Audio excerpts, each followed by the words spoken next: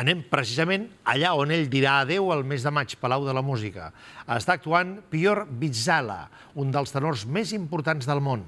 Els crítics l'han batejat com el rei de la Metropolitan de Nova York, on triomfa cada temporada. Quin repertori té avui, Jordi?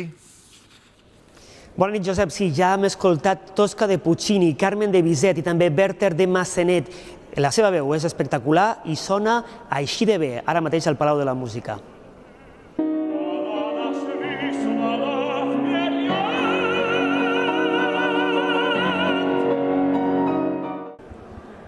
La crítica i el públic el van elogiar la temporada passada i el van col·locar com un dels més importants tenors de l'any aquí a Barcelona. Torna perquè, primer de tot, li encanta la ciutat, li agrada el menjar i també el golf que ell practica i és un esport que l'ajuda a desestressar-se. L'any que ve tornarà a la ciutat per presentar Il ballo in maschera. També ens ha explicat per quin motiu li agrada fer aquest tipus de recitals.